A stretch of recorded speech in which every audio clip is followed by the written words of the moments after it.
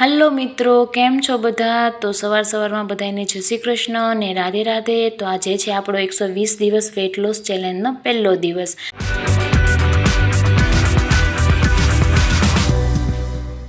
અને સવારમાં વાગી ગયા છે 6 અને આજે આપણે છે ને ઉઠતાની સાથે જ આપણે ગરમ પાણી પીવાનું છે, જીરાવાળું.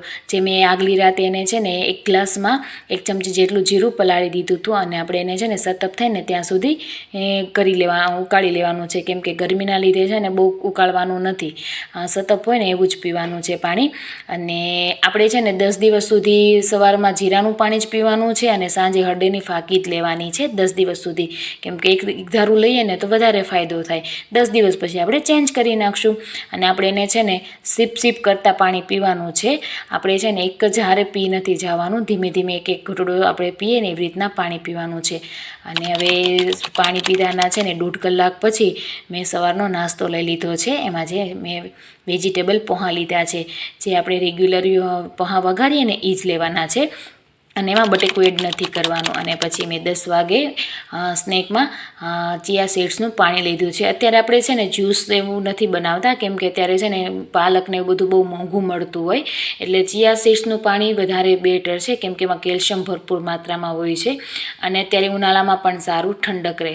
તો ચિયા સીડ્સનું પાણી છે ને એક ગ્લાસમાં અડધું લીંબુ નીચવી દેવાનું છે અને થોડુંક સંચળ નાખી દેવાનું છે અને આપણે એને પણ પી લેવાનું છે ધીમે ધીમે.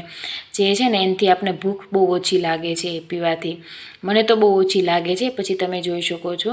અને બપોરે જમવામાં મેં છે ને મગનું શાક, 1.5 રોટલી અને સલાડ લીધું છે ને સાથે 1 ગ્લાસ મોળી અને પાતળી છાશ લીધી છે. બહુ ઘાટી કે ખાટી નથી લેવાની, તમારે મોળી અને પાતળી છાશ લેવાની છે અને સલાડ લીધું છે. અને તો આપણે હવે બપોરે છે ને જમી લઈએ. બપોરનો મેં છે ને 12 વાગ્યાનો સમય છે, 12 વાગે હું છે ને જમી લઉં છું, 12 વાગ્યા. અને આજના દિવસે છે ને મેં કોઈ કસરત નથી કરી, પહેલો દિવસ હતો ને થોડુંક કામ હતું એટલા માટે. અને વાગી ગયા હતા 4, તો 4 વાગે છે ને ગ્રીન ટી નથી લીધી ગરમીના હિસાબે, કેમ કે મને બહુ પેટમાં બળે. અને તો એટલા માટે મેં મમરા લઈ લીધા છે અને મેં હવે વાગી ગયા છે સાંજના 7.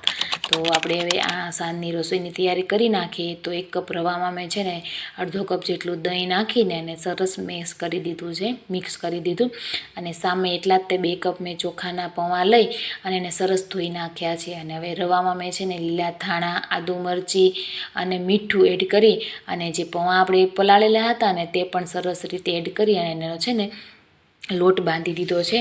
અને મેં એને ટેસ્ટી વધારે બનાવવા માટે છે ને ઓરેગાનો અને ચીલી ફ્લેક્સના બી પણ નાખ્યા હતા. અને પછી હવે છે ને બધું મિક્સ કરી અને સરસ લોટ બાંધી લેવાનો છે.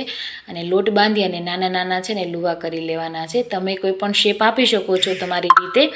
અને પછી એને છે ને જે બાઉલમાં મેં પાણી મૂકી અને આપણે કોઈ પણ જાળી એવી કાણાવાળી હોય ને એમાં આપણે છે ને બાફવા માટે મૂકી દેવાના છે અને બફાઈ જાય 10 મિનિટ સુધી બફાવા દેવાના છે. તો આપણે એક કડાઈમાં છે ને તેલ મૂકી અને તેલ ગરમ થાય એટલે એમાં આપણે છે ને રાઈ, જીરું અને હિંગ, મરચાં અને તલ નાખી દીધા છે. એનો છે ને વઘાર કરી નાખ્યો છે અને થોડીક વાર સાતળી લીધા છે. તલને ફૂટી જાય ને ત્યાં સુધી, એટલે આપણે ખાવામાં ટેસ્ટી વધારે લાગે. અને મરચાં પણ ચડી ગયા છે, તો આપણે જે બફાઈ ગયેલા હતા ને એ પણ આપણે હવે એની અંદર એડ કરી દઈશું. અને આ તો આપણો સાંજનો નાસ્તો. તો હું છે ને આવું હેલ્ધી બધું ને નવી રેસીપી ખાઈને જ મેં મારો વજન ઉતાર્યો હતો. તો તમે પણ ટ્રાય કરી શકો છો અને ખાવામાં ખૂબ જ મજા આવે છે. તો મેં આ વખતે તો એને છે ને સોસ સાથે ખાધો હતો, કેમ કે ગ્રીન ચટણી નહોતી, કેમ કે હું મારી મમ્મીના ઘરે ગઈ હતી ને એટલે મળવા માટે. અને સાંજે સૂવા ટાઈમે છે ને 1 ગ્લાસ ગરમ પાણી સાથે 1 ચમચી હળદી પાવડર લઈ લીધો હતો. તો મળીએ આપણે નેક્સ્ટ વિડીયોમાં. તો જો તમને વિડીયો ગમ્યો હોય તો લાઇક, શેર અને સબસ્ક્રાઈબ કરી દેજો. Bye bye.